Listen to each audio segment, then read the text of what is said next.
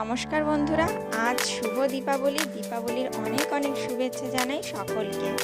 আজ তো আলোর উৎসব, তাই এই আলোর উৎসবে সমস্ত জায়গা, সমস্ত মন্দির, পুজো মণ্ডপ, বাড়ি সব জায়গায় যেন আলোয় আলোয় ভরে গেছে। আর সেখানে আমার বাড়ি বা বাদ যাবে কেন? তাই প্রথম দিন আমাদের বাড়িতে 14 শাক খাওয়া আর 14 প্রদীপ জ্বালানো হয়। আর সেই 14 প্রদীপের আলোয় আমি আমার সারা ঘর আলোয় আলো করি, এবং শুধু প্রদীপ না, নানা রকম লাইটিংও জ্বালানো হয়। মোমবাতি তার পরের দিন 3 দিন ধরে আমাদের মোমবাতি জ্বালানো হয়। তো এরপর আমরা একটা পূজা মণ্ডপে এলাম, বেরিয়ে পড়লাম পুজো পরিক্রমায়। তো পুজো পরিক্রমার সমস্তটা তো একটা ভিডিওতে দেখাতে পারবো না, কারণ আজকে পুজো পরিক্রমার সামান্য একটু অংশ দেখালাম। আর আমি যে আজকে রেসিপিটা বানিয়েছি সেগুলোই আমি শেয়ার করব আজকে।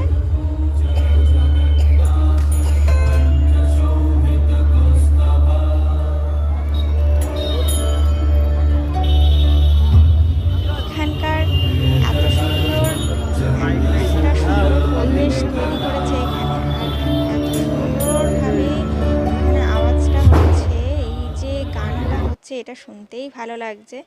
আর সমস্ত জায়গা যেমন সেজে উঠেছে, আমার ব্যালকনি, আমার ঘরও ঠিক এইভাবেই সেজে উঠেছে, তারই কিছু ক্লিপস দিলাম। তো আজকে যেহেতু কালী পুজো, আর কালী পুজোর দিন আমাদের বাড়িতে সাধারণত দুপুরবেলা লুচি, আর লুচির সঙ্গে যে কোনো দুরকম যে কোনো দুরকম রেসিপি হয় যেটা লুচির সাথে খাওয়া যায়। তো আমি সেরকমই দুরকম রেসিপি শেয়ার করব। আমি এখানে বানিয়ে নিচ্ছি ঘুগনি। ঘুগনির জন্য আমি এই ঘুগনির যে ডালগুলো, এইগুলোকে আমি মটরগুলো এগুলোকে সারা রাত ভিজিয়ে রেখেছিলাম ঠান্ডা জলে। এরপর একটু ধুয়ে নিয়ে আমি প্রেসার কুকারে সেদ্ধ বসিয়ে দেবো। তারপর এর মধ্যে একটু লবণ দিয়ে দিচ্ছি, এর মধ্যে বড় এলাচ, ছোট এলাচ দিয়ে দিচ্ছি যাতে সুন্দর একটা ফ্লেভার আসে। তো এটা সেদ্ধ বসিয়ে দিয়েছি প্রেসার কুকারে। আর আমি সর্ষের তেল নিয়ে নিয়েছি। সর্ষের তেলের মধ্যে প্রথমে আলুগুলোকে ভেজে নিচ্ছি। চটজলদি যদি এই রেসিপিটা বানান তো লুচির সাথে যেমন ভালো লাগবে খেতে, এমনিও খেয়ে নেওয়া যায়। আর ঘুগনি তো মনে হয় প্রায় বেশিরভাগ বাঙালি মানুষেরই একটি প্রিয় রান্না, প্রিয় খাবার। তো এরপর আলু ভেজে রেখেছিলাম, আলু ভেজে তুলে দিলাম।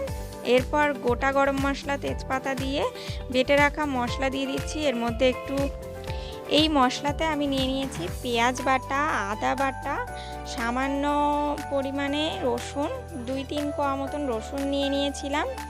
আর যেটা নিয়েছি, আদা বাটা তো নিয়েছি, আর টমেটো নিয়েছি, একসঙ্গে একটা পেস্ট বানিয়ে নিয়েছি। আর তার মধ্যে গোটা জিরে দিয়ে দিয়েছিলাম, গোটা সামান্য ধনিয়া দিয়ে পুরো একটা পেস্ট বানিয়ে নিয়েছি। এবার পেস্টটাকে দিয়ে ভালোভাবে আমি মিশিয়ে নিচ্ছি তেলের সঙ্গে। মশলাটা ভালোভাবে কষিয়ে নেওয়ার পর আমি যে সেদ্ধ করে রাখা মটরটা, এই মটরটাকে তুলে নিচ্ছি। তুলে আমি দিয়ে দেবো একেবারে কড়াইতে। ঠিক এইভাবে দিয়ে দিচ্ছি, দিয়ে ভালোভাবে নেড়ে চেড়ে নিতে হবে। আর এই ঘুগনিটা কার কার খেতে ভালো লাগে অবশ্যই আমাকে কমেন্ট করে জানাবে। তো এরপর আমি ভেজে রাখা আলুগুলোকেও কিন্তু দিয়ে দিচ্ছি। একটু খানিকক্ষণ কষিয়ে তারপরে পরিমাণ মতন জল দিয়ে দেবো। আর লবণ আর হলুদটা ঠিকঠাক আছে নাকি একটু দেখে নিয়ে এর মধ্যে সামান্য একটু লবণ, একটু সামান্য হলুদ, সামান্য একটু জিরে গুঁড়ো আর চিনির বদলে দিয়ে দিলাম এখানে আমি সুগার ফ্রি। তো এরপর আরেকটু ভালোভাবে কষিয়ে নিয়ে এর মধ্যে দিয়ে দেবো গরম মশলা, আর দিয়ে দেবো সামান্য পরিমাণে ঘি। ঘিটাকে দিলে এর টেস্টটা বহুগুণ বেড়ে যায়। আর গরম মশলা দিয়ে দিতে হবে লাস্টে। তো গরম মশলা আর ঘি দিয়ে আর একটু নেড়ে নিয়ে এরপর ভাবলাম যে সামান্য একটু ধনেপাতা ছিল, তো ধনেপাতাটা কি করব, ধনেপাতাটা এর মধ্যে দিয়ে দিই, তাহলে টেস্টটা আরও বেড়ে যাবে। তো সামান্য একটু ধনেপাতা কুচিয়ে এর মধ্যে দিয়ে দিলাম। সত্যিই খেতে অপূর্ব হয়েছিল, দারুণ লেগেছিল খেতে। এটা তো লুচির সাথে জাস্ট জমে যায়।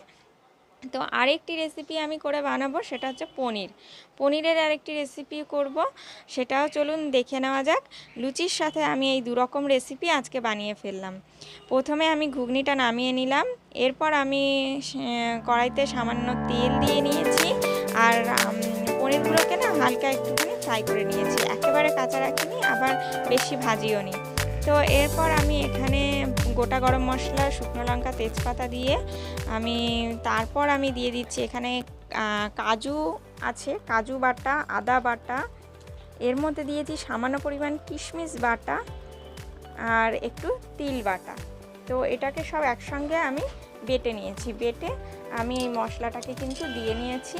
দিয়ে এই রান্নাটা করতে খুব বেশি সময় লাগে না, কিন্তু খেতে অপূর্ব হয়। এটা ভাত, রুটি, লুচি সব কিছুর সাথে জাস্ট জমে যায়। আপনারাও কখনো এইভাবে ট্রাই করে দেখবেন, দারুণ লাগে। তো এরপর আমি পনিরটাকেও দিয়ে দিচ্ছি, যে হালকা ফ্রাই করে রাখা পনিরটাকেও এই মশলার মধ্যে দিয়ে সামান্য পরিমাণে সামান্য সময় ধরে একটু নেড়ে নেব।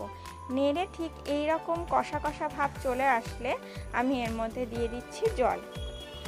আপনারা চাইলে এখানে দুধও ব্যবহার করতে পারেন, তো আমি এখানে জল দিয়ে দিচ্ছি।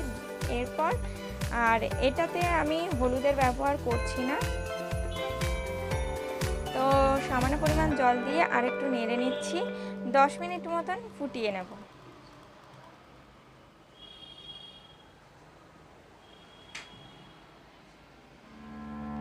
10 মিনিট মতন ফুটিয়ে নেওয়ার পর আমি এখানে চিনির বদলে দিয়ে দিচ্ছি কোকোনাট পাউডার। যে কোকোনাট এক ধরনের চিনির বদলে দেওয়া হয়, যে কোকোনাট গুড় টাইপের হয়, সেটা দিয়ে দিচ্ছি। লবণটা একটু চেক করে দিয়ে নিচ্ছি, আর গরম মশলা দিয়ে এরপর নেড়ে চেড়ে নামিয়ে নেব। তো এই রেসিপিটাও লুচির সাথে কিন্তু খুব ভালো লেগেছে। আর যেহেতু আমি এটা 2 দিন পরে এই ভিডিওটা পোস্ট করছি, তাই বলছি এই রেসিপিটা লুচির সাথে ভীষণই ভালো লেগেছিল। তো এইভাবে আমি দুটো রেসিপি ঠিক এইভাবে বানিয়ে ফেললাম, আর খুব চটজলদিও হয়ে গেল। আর এই পুজোর সময় এরকম বাড়িতে বানানো এই রেসিপি থাকলে আর কি লাগে বলুন। তো ভিডিওটা কেমন লাগলো অবশ্যই আমাকে কমেন্ট করে জানাতে ভুলবেন না। আর দেখা হবে আরেকটি নতুন রেসিপি ভিডিও নিয়ে। ততক্ষণ পর্যন্ত ভালো থাকবেন, সুস্থ থাকবেন।